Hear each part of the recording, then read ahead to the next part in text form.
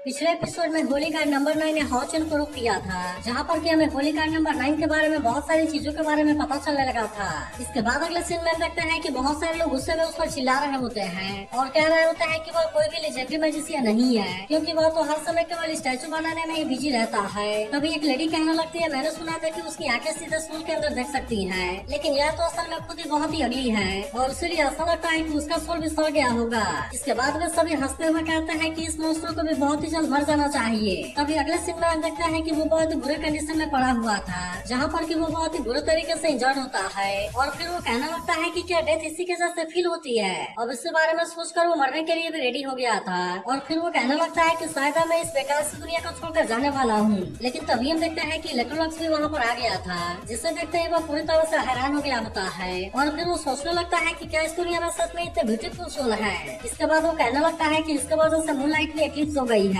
लेकिन बड़े अफसोस की बात है कि मैं कोई भी स्टैचू नहीं बना सकता, जिसकी वजह से मैं इतने शानदार ब्यूटी को रिकॉर्ड नहीं कर पाऊंगा। लेकिन तभी हम देखते हैं कि इलेक्ट्रोलक्स ने भी इसे देख लिया था और फिर वो तुरंत ही अपने पावर का यूज करके उसे अपने तरफ खींचने लगता है। जिसके बाद वो हाओचन से कहने लगता है कि मैं तुम आपसे इलेक्ट्रोलक्स के बारे में कभी भी नहीं समझ पाया, इसलिए मैं जानना चाहता हूँ कि क्या तुम उनके बारे में समझ गए हो। जिसके बाद इस पर हाओचन उससे कहने लगता है कि सीनियर, मैं तो अभी उनके बारे में कुछ भी नहीं समझता और उस समय मैं यहाँ पर केवल इस ट्रायल को कंप्लीट करने के लिए आया हूँ। लेकिन यह सुनते ही होली कार्ड नंबर 9 इसके ऊपर बहुत ही ज्यादा गुस्सा हो गया था और फिर वो इस पर अपने पावर का यूज करते हुए कहता है कि तुमने उनके इनहेरिटेंस को हासिल कैसे कर लिया और इसलिए मैं तुम्हें इस ट्रायल को पास कैसे करने दे सकता हूँ। तभी हाओचन को पता चलता है कि वो इसके पावर की वजह से फ्रीज हो गया है और इसीलिए वो अपने जगह से हिल भी नहीं पा रहा था। लेकिन तभी हम देखते हैं कि होली कार्ड नंबर 9 फिर से इस पर अपने किसी पावर का यूज करने लगता है, जिसकी मदद से उसने हाओचन के बारे में बहुत कुछ जान लिया था। इसके बाद वो कहने लगता है कि मैंने तो तुम्हारे स्कूल में देख लिया, लेकिन मुझे लगता है कि तुम्हारे स्कूल में कोई भी स्पेशल चीज नहीं है और इसीलिए लाइट्स और डिवाइन स्प्रिंग ब्रेथ के होने का मतलब क्या है।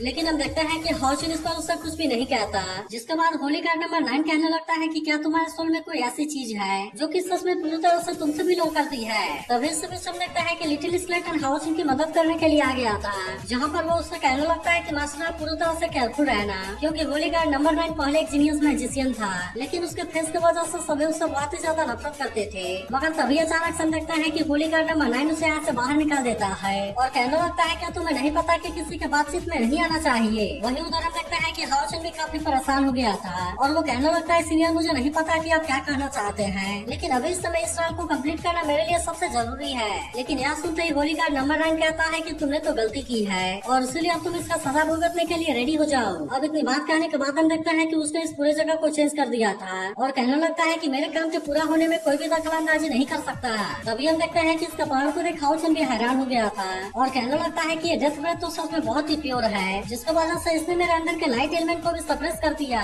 लेकिन तभी अचानक से हम देखते हैं कि होली कार्ड नंबर 9 ने अपने पावर का यूज करके उसे पकड़ भी लिया था, जिससे देख हाओचन कहने लगता है कि वो तो काफी फास्ट है, क्योंकि उसे इस स्पेल को कास्ट करने के लिए चैंट करने की भी जरूरत नहीं पड़ रही। लेकिन तभी हम देखते हैं कि होली कार्ड नंबर 9 हाओचन के ऊपर किसी बहुत बड़ी चीज को गिराने वाला था, जिससे देख हाओचन भी अपने आप को बचाने के लिए रेडी हो जाता है और इसीलिए वो इसके कैद से खुद को किसी तरह से आजाद करा लेता है। लेकिन तभी हम देखते हैं कि होली कार्ड नंबर 9 फिर से अपने पावर का यूज करके इस पर अटैक करने लगा था और वो कहने लगता है कि तुम तो बहुत ही लूजर हो। लेकिन इसके बाद भी हम देखते हैं कि हाओचन इतना आसानी से उसके सामने हार मानने वाला नहीं होता, इसीलिए वो इसके अटैक से खुद को किसी तरह से बचाने लगता है और इसके अलावा हम देखते हैं कि वो इसके ऊपर अटैक करने की भी कोशिश कर रहा था। लेकिन इसके बाद भी हम देखते हैं कि होली कार्ड नंबर 9 बहुत ही खतरनाक तरीके से अटैक करने लगता है, जिससे देख हाओचन कहने लगता है कि कॉम्बैट एबिलिटी का कम होना मैजिशियन की कमजोरी होती है, इसीलिए मुझे उसके नजदीक में जाने के लिए कोई तरीका खोजना होगा ताकि इस तरह से मैं उसके ऊपर अटैक करके उसे हरा सकूं। लेकिन तभी हम देखते हैं कि होली कार्ड नंबर 9 फिर से अपने पावर का यूज करके अटैक करने के लिए रेडी हो गया था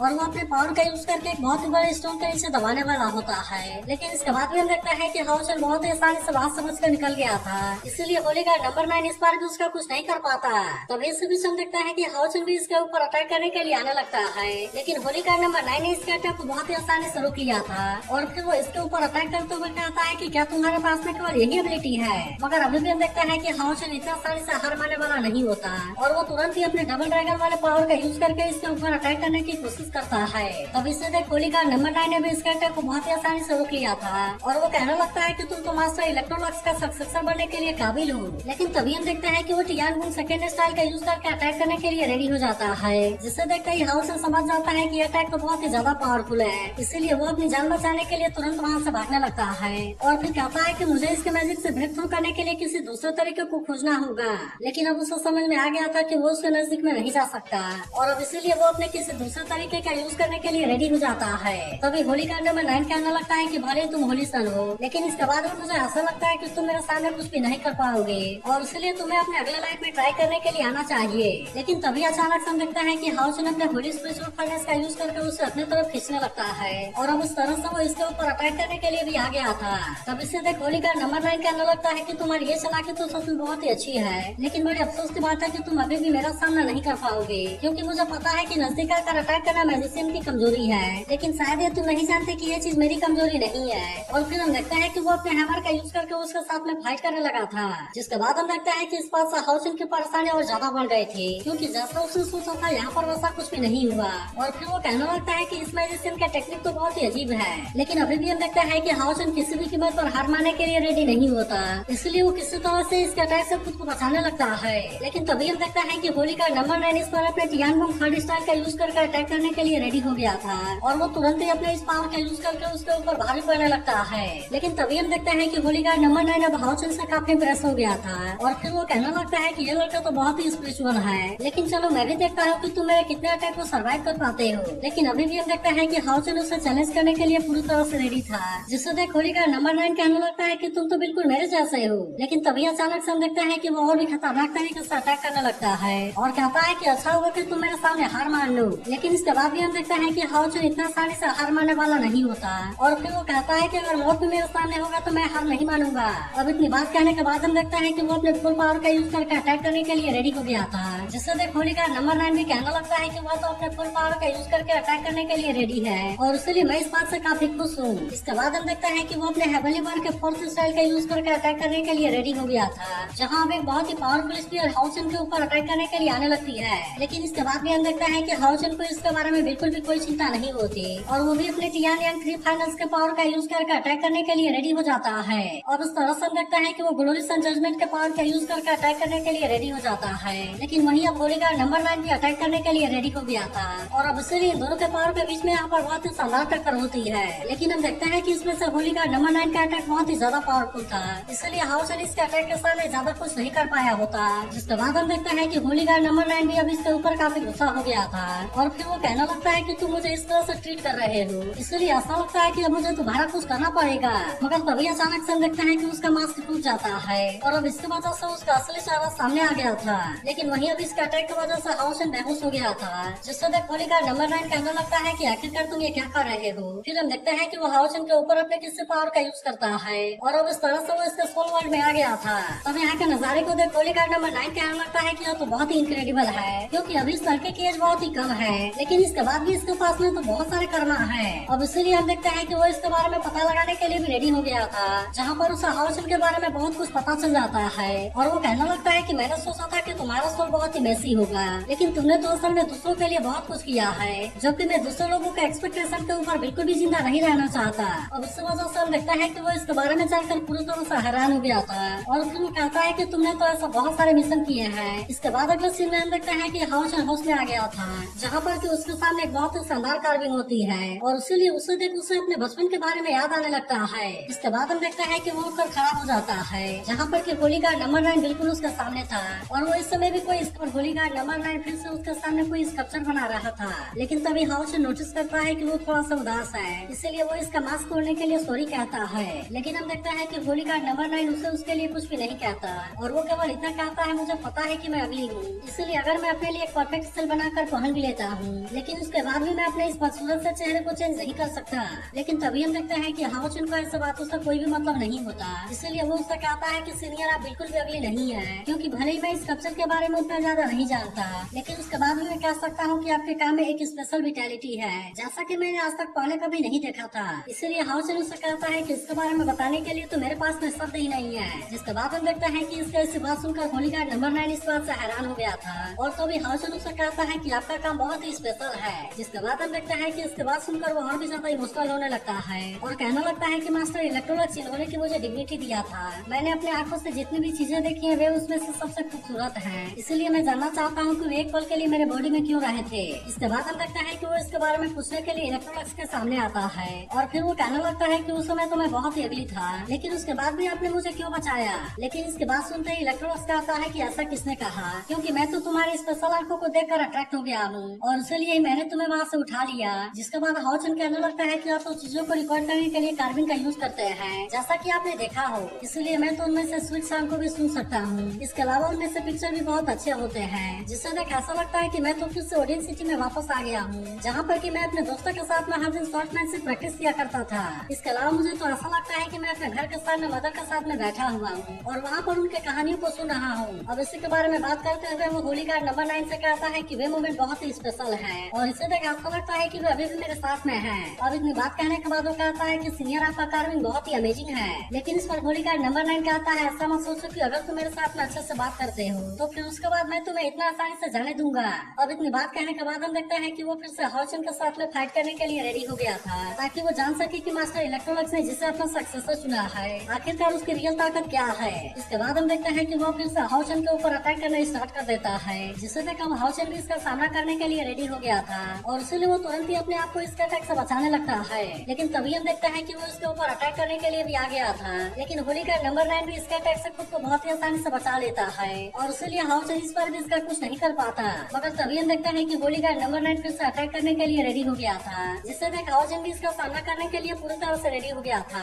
और इसीलिए होली का नंबर 9 जैसे ही अटैक करने के लिए आता है वो अपने आप को बहुत ही आसानी से बचा लेता है। जिसके बाद हम देखते हैं कि होली का नंबर 9 को इसमें बहुत ही मजा आने लगा था, इसलिए वो कहने लगता है कि चलो मैं तुम्हें अपने बाकी पावर को भी दिखाता हूँ। लेकिन तभी अचानक से हम देखते हैं कि हाउचन ने इसके ऊपर अटैक कर दिया था, जहाँ पर इस पर होली का नंबर 9 इसे रोकने के लिए कुछ भी नहीं कर पाता और हम देखते हैं कि उसका हैमर उसके हाथों से दूर हो जाता है। तब इसके वजह से हम देखते हैं कि होली का नंबर 9 इस बात से हैरान हो गया था और फिर वो हाउचन से कहता है कि तुमने मेरे अटैक को कैसे देख लिया। तब इस पर हाउचन उससे कहता है कि आपके स्पेल तो बहुत ही फास्ट है, लेकिन असल में स्पेल को कास्ट करने से पहले आप अपने हैमर को घुमाते हैं, जिसकी वजह से मैंने इस बात का फायदा उठा लिया। तब इसके बारे में सुनकर होली का नंबर 9 कहता है कि तुमने तो इसके बारे में बहुत ही आसानी से ऑब्जर्व कर लिया, इसीलिए अब तुम्हें यहाँ पर फाइट करने की बिल्कुल भी जरूरत नहीं है, क्योंकि तुमने इस टाइल को पास कर लिया है। लेकिन इसके बाद सुनकर हाउचन कहता है कि हमने तो अभी विनर के बारे में भी डिसाइड नहीं किया। जिस पर होली का नंबर 9 उससे कहता है कि मूव तो केवल टेस्टिंग टूल है, जबकि इसके अलावा भी बाकी चीजें रियल टेस्ट है। फिर वो कहने लगता है कि तुम्हारी लाइट पावर भले मास्टर इलेक्ट्रोलक्स के जैसे नहीं है, लेकिन उसके बाद भी डैन उनसे बहुत ज्यादा ब्राइटर है। और अब इतनी बात कहने के बाद हम देखते हैं कि उसने भी हाउचन के साथ में कॉन्ट्रैक्ट साइन कर लिया था।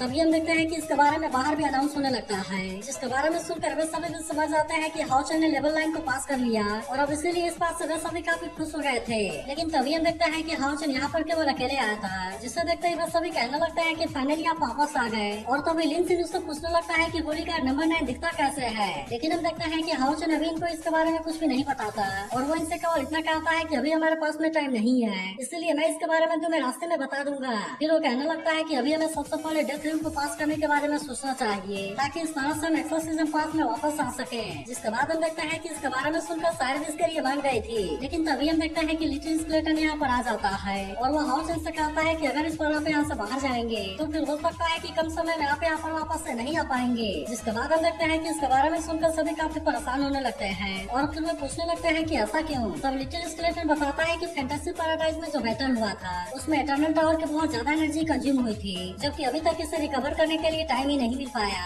और उसके इटर्नल टावर कुछ समय के लिए स्लिप में जाने वाला है। लेकिन इसके बाद भी हम देखते हैं कि हाउचन अपने चारों होली कार्ड्स को बहुत ही आसानी से यूज कर सकता था और इसलिए वो जहाँ कहीं भी चाहे उनको समन कर सकता है। लेकिन हम देखते हैं कि इस पर लिटिल स्केलेटन इनके साथ में नहीं जाने वाला था और इसलिए वो इनसे कहता है कि आप सभी केयरफुल रहना। जिसके बाद हम देखते हैं कि हाउचन उसके सभी साथी उसके बात मानने के लिए रेडी हो गए थे और इसीलिए पूछने के बाद हम देखते हैं कि वे बाहर आ गए होते हैं। तभी हम देखते हैं कि हाउचन डेथ रिंग के मैप को देखने लगता है और कहता है कि हम इसे केवल एक दिन में ही पास कर लेंगे, लेकिन इसके बाद भी यहाँ के फॉग के अंदर कोई भी खतरा हो सकता था, इसीलिए हाउचन इनसे कहता है कि तुम सभी केयरफुल रहना। जिसके बाद हम देखते हैं कि इसके बाद सुनकर वे भी इसके लिए मान गए थे और फिर कहता है कि कैप्टन आप इसके बारे में बिल्कुल भी चिंता ना कीजिए। फिर हम देखते हैं कि वे फॉग वाले एरिया के अंदर एंटर करने के लिए भी रेडी हो गए थे और इस तरह से वे सभी डेथ हिल में आगे की तरफ जाने लगते हैं। लेकिन फिर अगले सीन में हम देखते हैं कि इनको ऐसा ही चलते हुए 3 दिन गुजर गया था, इसलिए इस बात से लिन सिन काफी परेशान होने लगता है और वो कहने लगता है कि हाउचन ने कहा था कि हम इसे केवल एक दिन में ही पास कर लेंगे, लेकिन अभी तक तो हमें यहाँ पर 3 दिन गुजर गए हैं, जबकि इसके बाद भी हम इस जगह से बाहर नहीं जा सके हैं। तभी हम देखते हैं कि चेन पैदल चलते हुए काफी थक गई थी और वो कहने लगती है कि कहीं एम्पर लेवल वाला डिमांड हंड्रेड ग्रुप तो इसी तरह से गायब नहीं हुआ था। तब इससे तक हाउजन समझ जाता है कि वे सभी काफी थक गए हैं, इसलिए वो इसे कहता है कि अभी मैं कुछ देर के लिए यहाँ पर आराम कर लेना चाहिए। लेकिन तभी अचानक से हम देखते हैं कि युवा बाहर आ गया था, जिससे देख हाउजन उससे पूछता है कि तुम्हें क्या हो गया। लेकिन हम देखते हैं कि अब वो इनकी कोई भी बात सुनने के लिए रेडी नहीं होता और वो तुरंत अपने असली रूप में आकर यहाँ से आगे जाने लगता है। जिसके बाद हम देखते हैं कि वे भी इसके बारे में पता लगाने के लिए पीछे पीछे जाने लगे थे। लेकिन हम देखते हैं कि इस बात से हाउजन काफी परेशान था और उसे कुछ भी समझ में नहीं आ रहा था कि अचानक से हाओ इस तरह से रिएक्ट क्यों करने लगा। लेकिन हम देखते हैं कि हाओ अभी भी इनकी कोई बात सुनने के लिए रेडी नहीं होता, जिससे देख हाउजन इससे कहता है कि तुम सभी पूरी तरह से केयरफुल हो जाओ और तुम इससे कोई भी मेरा साथ छोड़ने की कोशिश न करना। लेकिन तभी कुछ देर के बाद हम देखते हैं कि हाओ एक जगह पर आकर रुक जाता है, जिससे देख अब हाउजन और बाकी सभी भी वहीं पर रुक गए थे। लेकिन तभी हम देखते हैं कि हाओ अपने पावर का भी यूज करने के लिए रेडी हो गया था और वो तुरंत ही अपने पावर का यूज करके फॉग वाले एरिया के अंदर अटैक कर देता है। जिसके बाद हम देखते हैं कि वहाँ का फॉग पूरी तरह से शांत हो गया था और फिर इनको पता चलता है कि यहाँ पर तो असल में डिमन पिलर है। तभी अचानक से हम देखते हैं कि इनके ऊपर बहुत ही पावरफुल प्रेशर क्रिएट हो जाती है, जिसकी वजह से अभी इनमें से कोई भी इसके सामने कुछ नहीं कर पाता। और वहीं लिनसिन भी परेशान होते हुए कहता है कि ये प्रेशर अचानक से कहाँ से आ गया। लेकिन तभी हाउजन कहने लगता है कि इसकी स्मेल तो बिल्कुल ही डेविल के जैसी है। जिसके बाद हम देखते हैं कि इस बात से हानि भी काफी परेशान हो गया था और फिर वो कहने लगता है कि कहीं ये डिमन पिलर तो नहीं है। लेकिन यह सुनकर लिनसिन कहने लगता है कि ऐसा कैसे हो सकता है और यहाँ पर कोई डिमन गॉड पिलर कैसे आ सकता है। लेकिन अब इसकी वजह से हम देखते हैं कि इनको इसके बारे में काफी चिंता होने लगती है और फिर लिनसिन कहता है कि कहीं हमारे आसपास में कोई डिमन गॉड तो नहीं है। जिसके बाद हम देखते हैं कि इसके बारे में सुनकर बाकी सभी भी परेशान हो गए थे। लेकिन तभी हम देखते हैं कि हाओ इस प्रेशर से बहुत ही आसानी से निकल गया था, जिससे देख बस सभी इस बात से और भी ज्यादा परेशान होने लगते हैं और कहने लगते हैं कि क्या हाओ इस डिमन पिलर को हिट करने वाला है। लेकिन यह सुनकर हनी कहता है कि ऐसा इम्पॉसिबल है, क्योंकि आज तक कोई भी डिमन पिलर को डिस्ट्रॉय करने में कामयाब नहीं हो पाया। मगर तभी हम देखते हैं कि हाओ ने अपने पावर को एक्टिवेट कर लिया था और वो तुरंत ही इसका यूज करके डिमन पिलर के ऊपर अटैक कर देता है। जिसके बाद हम देखते हैं कि इसकी वजह से डिमन पिलर के अंदर दरार आ गई थी और फिर उस तरह से हाओ ने इसके ऊपर अटैक करके इसे तोड़ दिया था। लेकिन इसके बाद भी हम देखते हैं कि हाओ शांत होने वाला नहीं होता और तभी वो टूटे हुए डिमन पिलर के ऊपर आकर बैठ जाता है। तब इससे देख हाओ और उसके सभी साथी इस बात से हैरान हो गए थे और वह कहने लगते हैं कि क्या सच में हाओ ने डिमन पिलर को डिस्ट्रॉय कर दिया। मगर तभी अचानक से हम देखते हैं कि फिर से उसके अंदर से प्रेशर बाहर आने लगती है, जिसके बाद सभी यहाँ पर फिर से बहुत ही बुरे तरीके से फंस गए थे और वह कहने लगते हैं कि कहीं ऐसा तो नहीं कि यही असली डिमन पिलर है। तो क्या आपको लगता है कि हाओ और उसके साथी इस डिमन पिलर को डिस्ट्रॉय करने में कामयाब हो पाएंगे? इसके बारे में कमेंट करके जरूर बताना। और अगर आप इसके अगले एपिसोड के लिए एक्साइटेड हो तो इस वीडियो को लाइक और इस तरह प्यार से कमेंट करके जरूर बताना।